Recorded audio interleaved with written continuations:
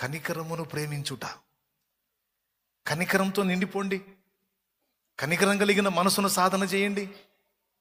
పోనీలే అనుకోండి, జాలి పడండి, తేడాబడ్డోళ్ళ మీద కనికరం చూపండి. మూడవది, నీ దేవుని ఎదుట దీన మనస్సు కలిగి ప్రవర్తించు. ఈ మూడే కదా దేవుడు అడుగుతున్నాడు అన్నాడు. చూడు, ఇంక వీటికి మించి ఏమి లేదట. చూడు, నీ దేవుని ఎదుట దీన మనస్సు కలిగి ప్రవర్తించుటయో ఇంతే కదా యెహోవా నిన్ను అడుగుచున్నాడు అన్నాడు. దీన్ని బట్టి మీరు ఆలోచించుకొని దిద్దుబాటు చేసుకొని న్యాయ ప్రవర్తన, కనికరమును ప్రేమించుట, ఈ రెండిటితో పాటు శ్రేష్టంగా దీన మనస్సు కలిగి దేవుని ఎదుట నడుచుకోవటం అనేది కూడా తప్పనిసరిగా సాధన చేయాలి. మనుషుల ముందు దీనంగా ప్రవర్తించటంగా దేవుని ముందు మనం దీనిలోమై వ్యవహరించాలి. ఎక్కడ ఉప్పొంగటానికి ఛాన్స్ ఇవ్వకూడదు. ఒకవేళ నిన్ను శ్రమల కొలిమిలో గుండా దేవుడు తెస్తుంటే దేవునికి మహిమ చెల్లించు. దేవా, నన్ను విరగొట్టి నల్లగొట్టి సరి చేస్తున్నావు, దీవించయ్యా. దీనురాలిగా చేస్తున్నావు, నీకు స్తోత్రం ప్రభువా. ఎవరి ముందైనా నిన్ను దీనంగా ఉంచాడు దేవుడు అంటే ఆ దీనత్వాన్ని బట్టి దేవునికి స్తోత్రం చెప్పు. తప్పకుండా నిన్ను హెచ్చిస్తాడు ఆయన. ఎవరి ముందైనా నిన్ను దీనుడిగా నిలబెట్టాడంటే డోంట్ వరీ, నిన్ను హెచ్చిస్తాడు ఆయన. కొన్నిసార్లు కొన్ని పరిస్థితులు నేను ఎదుర్కొన్నప్పుడు కొంతమంది ముందు నేను దీనంగా తల ఉంచుకొని నిలబడాల్సి వచ్చింది. కానీ వాళ్ళందరి ముందు తర్వాత దేవుడు నా తల ఎత్తాడు. నీకు ఆ పరిస్థితి రప్పిస్తాడు దేవుడు. కానీ కొన్ని సందర్భాల్లో నిన్ను దీనుడిగా కొంతమంది ముందు నిలబెట్టినప్పుడు తగ్గించుకొనే ఉండు. తగిన కాలం అందు ఆయనే నిన్ను హెచ్చిస్తాడు. ఇది నాకు చాలా ఇష్టమైన అంశం అండి. ఇది నా బిడ్డలుగా, దేవుడు నాకు ఇచ్చిన ఆత్మీయ పిల్లలుగా మీ అందరికీ ఇది నేర్పించాలని నా ఆరాటం. ఎందుకంటే ఇది కానీ మీరు కలిగి ఉన్నారనుకో, కృప దొరికిద్ది. కృపలో అన్నీ దొరుకుతాయి.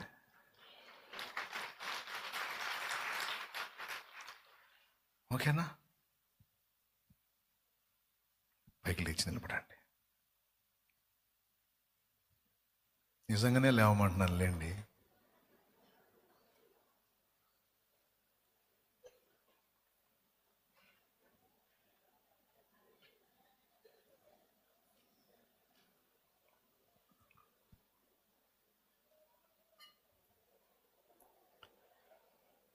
పైకి లేవమన్నా కానీ మాట్లాడమనలేదే. అజయ్, ఏది మీ ఇద్దరు లైన్లో ఉన్నారా? ఎంతమందికి నేను చెప్పిన అంశం గ్రహింపులోకి వచ్చిందండి? నా యేసయ్య కూడా తన గురించి తానేమని చెప్పుకున్నాడు తెలుసా? నేను సాత్వికుడను, దీన మనస్సు గలవాడను అని చెప్పుకున్నాడు నా తండ్రి. ఆయన బిడ్డలంగా మనం కూడా దీన మనస్కులమై దేవుని ఎదుట నడుచుకోవటాన్ని నేర్చుకుందాం, తగ్గించుకుందాం. నువ్వు అత్తగారివి అయి ఉండొచ్చు, నీకు పెత్తనం వచ్చి ఉండొచ్చు, అయినా నీ కోడల ముందు తగ్గించుకో, తప్పేం కాదు. కొంతమంది ఉచిత సలహాలు చెప్తారు, అట్లా తగ్గించుకుంటే సాగించుకుంటారు, అట్లా ఏం చేయొద్దు, నువ్వు కొంచెం పెడసరిగా ఉండు అంటారు. నేను పెడసరిగా ఉంటానికి లోకస్తురాన్ని కాదు, నేను నా యేసయ్య బిడ్డను. నేను దీనురాలుగానే ఉంటాను. నా దీనత్వాన్ని చూసి నా కోడలు నేర్చుకోవాలి. దీనంగా ప్రవర్తించటం, దీన మనసు కలిగి నడుచుకోవటం, పెళుసుగా ఉండొద్దు. విరిగి నలిగిన అనుభవాన్ని సాధన చేయండి. ఒకవేళ దేవుడు నీకు దీనత్వాన్ని నేర్పడానికి కొన్ని శ్రమలు నీకు అనుమతిస్తే సంతోషంగా సహకరించు దేవుడికి. ఎదురవుతున్న ఈ పరిస్థితులన్నిటిని బట్టి నీకు స్తోత్రం తండ్రి అను. దేవుడు హెచ్చించబోయేటప్పుడు ముందు దీనత్వంలోకి తీసుకెళ్తాడు బిడ్డ. అన్నానికి లేని రోజు నాకు చూపించాడు, వస్త్రహీనత నాకు చూపించాడు, బలహీనత నాకు చూపించాడు, లేమి, కొదువ, కొరత నాకు చూపించాడు, నిందలు మోస్తే ఎలా ఉంటుందో నాకు చూపించాడు, నిందలకు గుండె ఎట్లా బద్దలైద్దో నాకు చూపించాడు. ఇవన్నీ నాకు అనుభవ పాఠాలుగా నేర్పించాడు. దీనంగా నేర్చుకున్నాను ఇవన్నీ. తర్వాత దేవుడు తన కార్యాన్ని జరిగించడం మొదలుపెట్టాడు. హల్లెలూయా.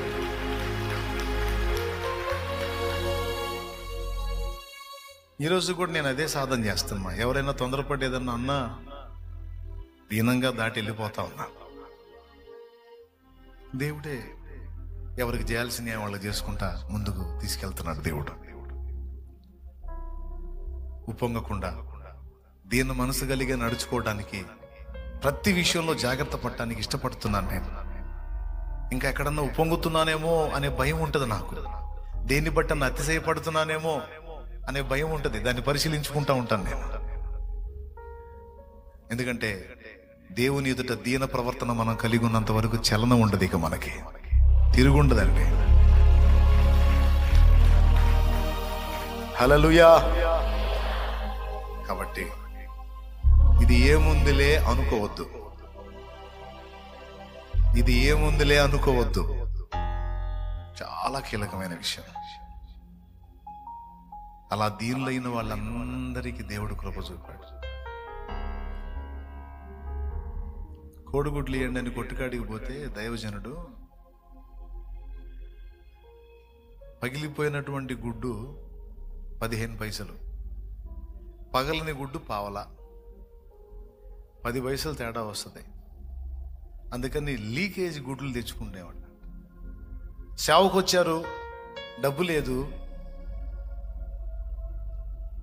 ఈయన పోతే ఆ కొట్టు, ఆ షాప్ ఆయన ఆ లీకేజ్ గుడ్లన్నీ తీసి పక్కన పెడతాడు. ఈయన వాంగని ఈయనకి ఇస్తాడు. గుడ్డు 15 పైసల కాటికి డబ్బులు కట్టి తెచ్చుకుంటాడు. మామూలు గుడ్డు అయితే పావలా. ఓ రోజు ఆ షాప్ ఓనర్ లేడు, ఆయన భార్య ఉందట. పోయాడు, అమ్మ గుడ్లు కావాలి అన్నాడు. మంచి గుడ్లు, ఫ్రెష్ గుడ్లు ఎన్ని కావాలని అడుగుతుంది. ఈ కాదమ్మా, పగుళ్ళు ఇచ్చిన గుడ్లు, లీకేజ్ గుడ్లు కావాలి అన్నాడు.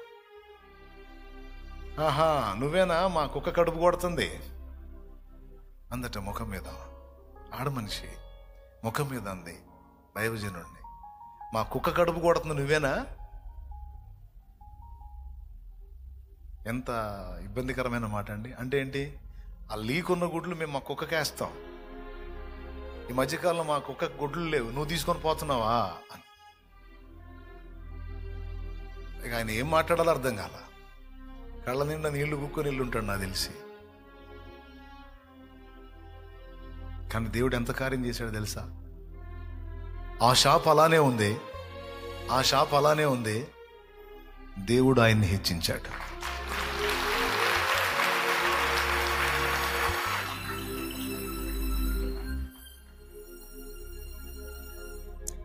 DCM వ్యాన్లు గుడ్లు తోలుకునేటట్టు చేశాడు, గుడ్లు ప్రజలకు పెట్టేటట్టు చేశాడు. ఎంత దారుణమైన మాట అండి. కొన్నిసార్లు కొంతమంది అలా అవమానపరుస్తారు మనల్ని. అవమానాలకు అప్పగిస్తాడు, మన రియాక్షన్ చూస్తాడు. నీ పై అధికారిని తృణీకరించేటట్టు చేస్తాడు, నీ కింది అధికారిని తృణీకరించేటట్టు అనుమతిస్తాడు. ఆ అవమానంలో దాన్ని ఎలా నువ్వు తీసుకుంటున్నావో అబ్జర్వ్ చేస్తాడు. దీనుడివై కొంతమంది సంపన్నులు నీ లేమిని బట్టి, నీ దరిద్రతను బట్టి నిన్ను నిందించడానికి అనుమతిస్తాడు. అలా నేను తృణీకారంగా వాళ్ళు మాట్లాడినప్పుడు నీ రియాక్షన్ అబ్జర్వ్ చేస్తాడు ఆయన. నీ దీన స్థితిని బట్టి, నీ దీన స్థితిని బట్టి. ఏమండి, 100 రూపాయలు డబ్బులు లేవు నా దగ్గర.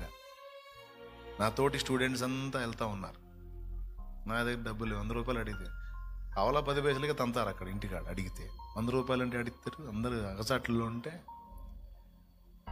నా కళ్ళ ముందు నా తోటి పిల్లలు అందరూ, చదువుకునే పిల్లలు అందరూ టూర్కి వెళ్తూ ఉంటే నిలబడి ఏడ్చుకుంటా నిలబడ్డాను నేను. ఇప్పటికీ నాకు ఆ సన్నివేశం అలా కనపడతా ఉంటుంది. ఎందుకు? టూర్కి నేను పోలేకపోయానని. ఆ పసితనంలో ఏడ్చిన ఏడుపు ఇప్పుడు ఇసుగు పుట్టిందాక తిప్పుతున్నాడు, తిరుగురా నీ ఓపిక అని.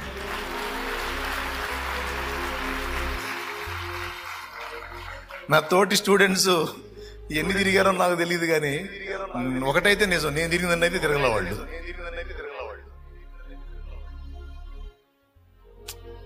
నీ బాల్య దినాలు మొదలుకొని నువ్వు అనుభవించిన అవమానాల అనుభవాలన్నీ అబ్జర్వ్ చేస్తాడు ఆయన.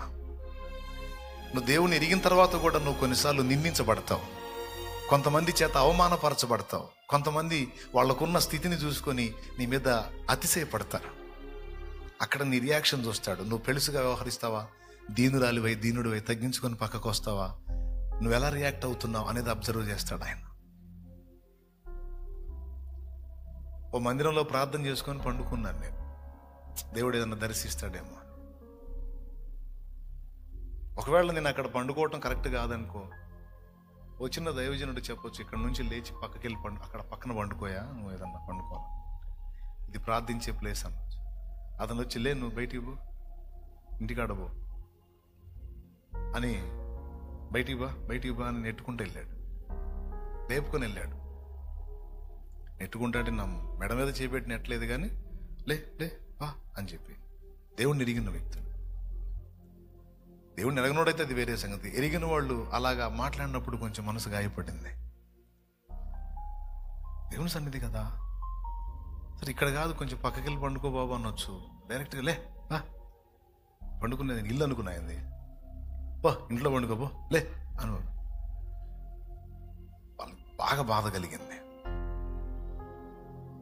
అలాంటి సన్నివేశాల్లో నా రియాక్షన్ ఏంటి దేవుడు అబ్జర్వ్ చేస్తాడు. కొంతమంది ముఖం మీదనే నిందించారు, కొంతమంది నేను వస్తే కూటం దగ్గరికి వెళ్తే అప్పటిదాకా అక్కడ ఉన్న కుర్చీని తీపిచ్చారు. ఒక ఆయన తీపిచ్చాడు ఆ కుర్చీ, అతను వస్తున్నాడు, కుర్చీ తీసి పక్కన వేసేసాడు. అంటే వస్తే అతను కూర్చుంటాడు. అలాంటి సందర్భాలు, అలాంటి అవమానకరమైన ఘట్టాలు చిన్న చిన్నవి అనుకుంటారు. మీరు చిన్న చిన్నవి అనుకోవచ్చు, మీకు పెద్ద పెద్ద ఎదురవుతుండొచ్చు, నాకు తెలియదు.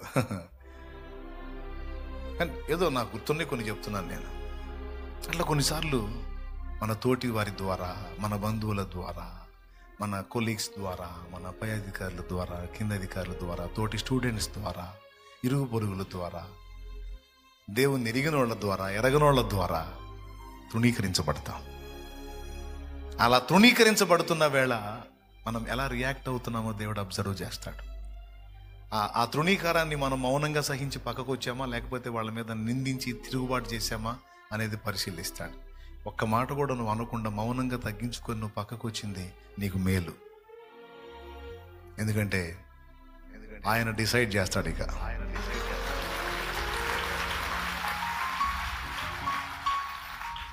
దేవా ఇంత మాట నన్ను అన్నారు ప్రభా, నలుగురిలో నన్ను ఇంత అవమానపరిచా, ఇది నువ్వు విన్నావుగా, ఇది నువ్వు చూసావుగా. నేను ఎరగని అబద్ధాలు నా మీద నిందలేశారయ్యా, నేను ఎరుగుతున్నా ప్రభా, అది నేను అలా అన్నానా, నన్ను నిందించారు ప్రభా, నీకు తెలుసు నా దేవుడు అన్యాయస్తుడు కాదు. ఎప్పుడైతే మనం ఆ దీన మనస్సుతో దేవునికి వెళ్ళి చూసామో రాసి పడేస్తాడు, అయిపోయింది ఇంకంతే. దేవునికి మహిమ కలుగును కాదు. ఇక నేను చెప్పడం కాదు, ఇందాక చెప్పాను కదా, 15 పైసలు గుడ్డు ఎక్కడ, DCM వెహికల్కి గుడ్లు ఎక్కడ, ఆ షాప్ అంతే ఉంది. దేవుడు చేసే కార్యం దేవుడు చేశాడు. అట్లా ఎన్ని కార్యాలు చేశాడో. నాకు నలుగురిలో అవమానపరచబడిన స్థితి అదే. ఈ పాటలన్నీ అయ్యే, ఏదో నేను కల్పించుకొని పాడే కాదు, అనుభవాలు. పలుగాకి లోకం నిందించిన ఏకాకివై నీవు